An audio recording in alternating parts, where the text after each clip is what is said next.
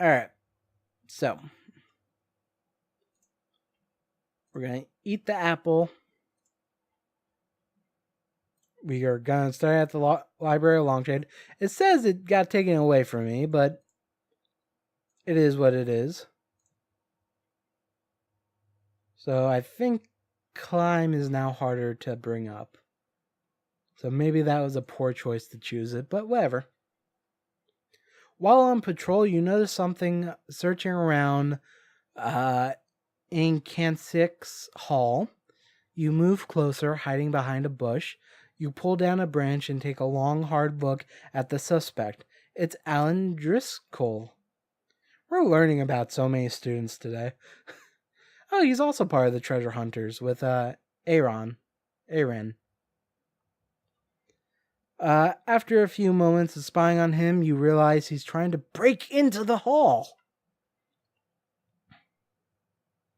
Alan is always poking his nose into nooks and crannies. It seems like he's lost something, but he always just shrugs off offers to help, muttering something about it being his and his alone. It's a bit rude, really. It's as if he needs to be the first to find whatever he's looking for. Leave Alan alone? Never! We are a hall monitor or something. We take that very seriously. Glamour, scare Alan off with some magic. I think that's fair.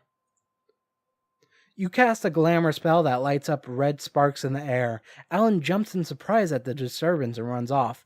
Later, you found out that he was trying to sneak into the hall to retrieve a homework assignment he needed to finish by morning. You feel sorry for him, but he just can't go sneaking around. It would suck if I failed at using an apple, in all honesty. Wilderness survival went up, flawless timing went up, climb went up, and this is a skill? Oh, no. You increased your root skill, which is botany. How's my botany skill? 7, very good, because I believe we have a class in that. Man, we're going to do pretty decent in our exams. I'm actually quite happy about that. Manipulation went up. You have added trash talk to yourself. Trash talking is basically the fine art of attacking a college at its reputation's weakest point. It can be pursued with charm and teasing or with insight and insults. But depending on your skill at it, you can subtract anywhere from 1 to 5 points from any college's merits board. Ooh, that's kind of a strong ability. So it's Sunday. We're gonna study,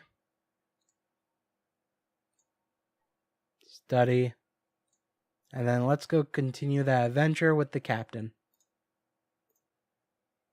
Yeah, I may have to look up what the name of this quest is called. Oh. Yep, a glamorous thief found it.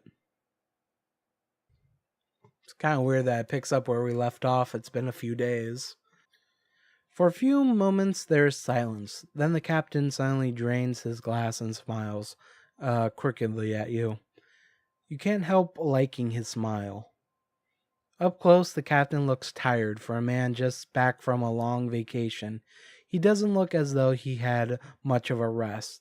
There are circles under his eyes, and his face is thin and rather sad. However, as you stare unashamedly, you reach the conclusion that anyone mistaking the captain for a tired old man, a pushover, would be in for an intense shock. You can see the energy bubbling away behind his eyes, like a repressed spring. Well, looks like my personal helper won't be joining me today. He flicks his eyes yet again towards the door and makes a face. Still, it was only a couple of errands. How do you like the job, kid? Kid, you cannot express in mere words how much you dislike being called kid.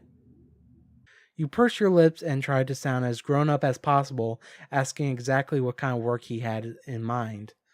Just a few odds and ends. Nothing will overtax you. His mouth twitches slightly, and he fumbles in a pocket, producing a grimy bag with a few assorted pins and quibbles in it. Here, I'll pay. You secretly relish the idea of casting the money from you with a melodramatic gesture, as Professor Cito always recommends in his classes. However, you grit your teeth and, using all your willpower, open your mouth to explain in frosted tones that students from Academagia are always willing to help and are not meant to receive payment from strangers. Before you can say even one word, the smile on the captain's face transmogrifies into a tight-lipped grin over clenched teeth, the kind of grin that says very clearly, "Play along, blast it." You close your mouth, count to 10, and then smile weakly and nod your assent. Fine, errands for money. Sounds great, you couldn't be happier. Good kid, just what I needed. You come with me, and we'll get my things from around back. The captain tips a casual selection of coins onto the tabletop, rifles through them, and leaves enough to cover the bill. Then he gets up and slops unconcernedly towards the door. He doesn't look as though he's hurrying, but you have to trot to keep up with him. Outside, he walks around to the corner of the tavern where the customers leave their horses, carts, and skeletal bags of skin and bone masquerading as respectable animals. He stops near a small, dusty cart and begins rifling through the contents. After a few moments, you hear him murmur, "Try to look as though you're a normal kid out to make a quick coin." You aren't sure exactly how you're meant to do this, but settle for inching closer and peering into the cart yourself. No sooner do you do so, but the captain's wheel about and drops a load of leather bags into your arms. Thanks. Now look, I was waiting here to meet up with one of my men. He's good with themes, but a bit raw.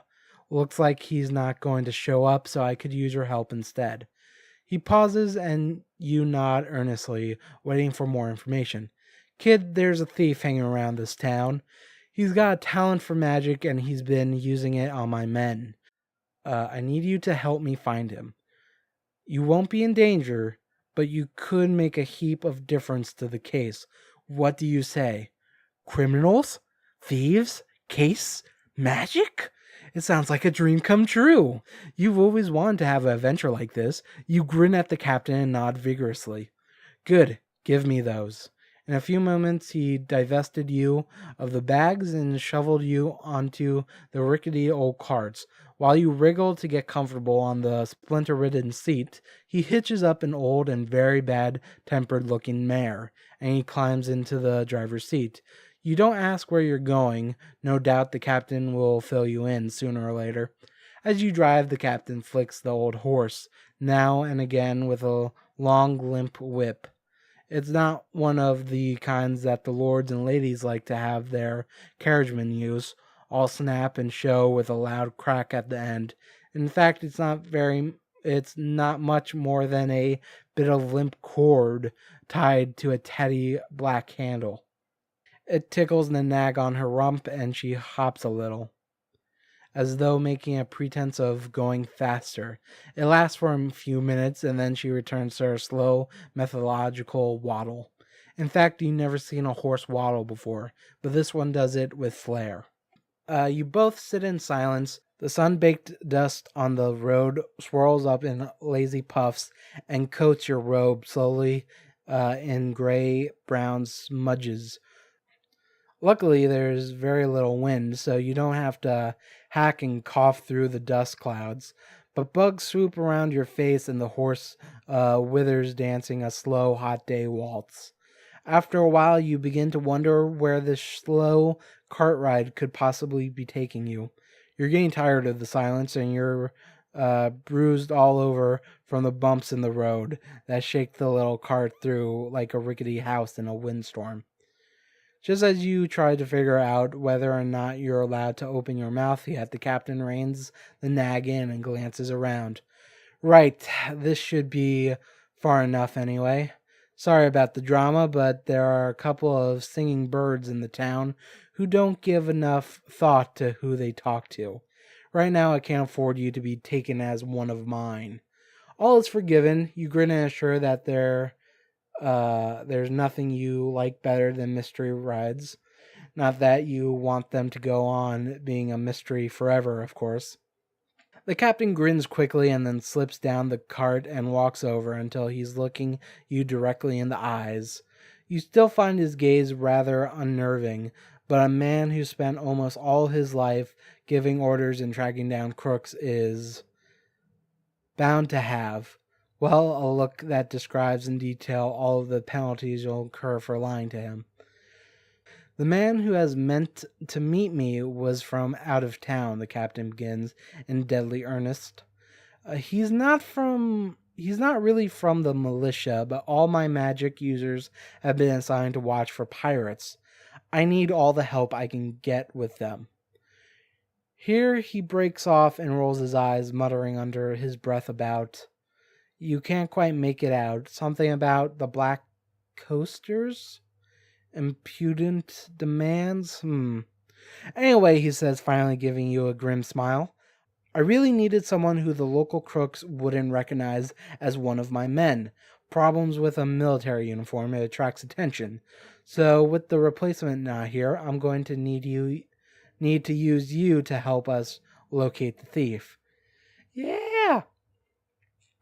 You nod bravely and listen as the captain outlines his plan. You're to go with him to the marketplace, where the thief has been staging most of his daring robberies. There you'll keep your eyes out for anything that seems magical. Once you spot something, you just have to give the captain a sign, and his men will grab the culprit. Don't get too close, my young friend, the captain says. The business of apprehending dangerous men is not something for children, no matter how brave they may be. He obviously divines your rebellious thoughts, for he holds up a hand as though to forestall a protest. No, imagine me trying to explain the situation to your headmaster and think twice, all right? You nod slowly and grips your hand hard. Then he hops back into the cart and slowly wheels the nag around to the head of the market. The horse seems to sense the tension in the air, because she manages a remarkably decent speed. Once the cart draws up on the outskirts of the bustling market, you slip down from the cart and hurry into the crowd. You know where the thief tends to be, and you know what to look out for. Now all you have to do is keep your eyes open. After several rounds of the marketplace, you're ready to give up. It's so quiet here that you're tempted to believe that everyone was warned of the captain's presence ages ago, and they're all being on their very best behavior for his benefit. Then you see him, a tall man of middle age with a big natural smile standing near a stall that seems to be holding the attention of quite a few well-dressed ladies. He's nothing special to look at, but there's something about him that warns you. Something magical. Yes, you're pretty sure he's using some kind of glamour spell. You can feel it working on you, telling you to look away, telling you that you can't see anything. Sure enough, as you watch, he leans delicately over and his hands blur. Next thing you know, a bag that has been looped in one of the lady's belts has disappeared. That's the thief. What do you do? Get the captain like I was told to do. Glamour spells. Tackle him with a lantern of many hues. See if he can hide then.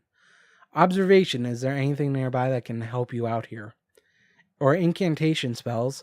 Attack him with an incantation spell, but make it a big one so that it will alert the captain at the same time. Let's try observation. Just see what happens. You glance around the marketplace quickly, trying to see if you can spot something that would help you stop the thief from getting away. Mostly the stall holders around here are selling perfume, ice drinks, and fancy linens. Nothing that you can use. Wait. Over there, you see a silver-haired man with a face like the rear end of a negation spell. He's got all the kinds of ugly-looking devices piled in the slumpy heaps of his own bench. Bits of dark wood, small skulls, nasty twig-like things, which you rather suspect are rat legs, dried bats, and one very big black snake with wicked-looking eyes. I don't like snakes. Flattery. Convince the snake to attack the culprit while you get help. Let's try glamour spells. I mean, I think this has the same connotation as incantation spells, where you do something so big the captain gets alerted at the same time. I think something called Lantern of Many Hues would do the same. So, let's go with it. You know the captain expected you to alert him immediately to anything you found in the least bit suspicious, but you're pretty sure if you leave the criminal alone, then he's going to get away. However, why not show him what a trained magic user can do with revision themes? You smile to yourself and cautiously draw your trusty wand out of your robe. Holding it lightly in your left hand, you gather the themes necessary for the Lantern of Many Hues and murmur the spell under your breath. When everything is ready, you release the spell towards the thief. A gush of bright light spirals over his head and begins flashing intense reds and greens and blues. He looks up in horror and waves his hands. You can tell he's trying to dispel your glamour, but he's not good enough. Still, to make sure you reinforce your themes, carefully feeding them with just enough energy to make it practically impossible for this thief to get rid of the lurid colors illuminating him. Finally, he gives up and takes to his heels.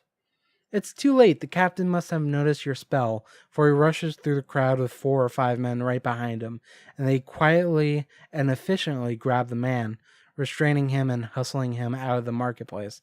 The whole escapade took no more than a few minutes, and there's barely any time for the milling crowd to notice what was going on. You figure the captain will come back soon, so you walk calmly up to the lady who had her purse stolen and explain to her what happened, advising her to visit the militia and reclaim her property. She goes white, babbles incoherently about thieves, the poor state of crime in the city, and how none of the militia ever do their job right, before glaring at you and hurrying off. Bitch!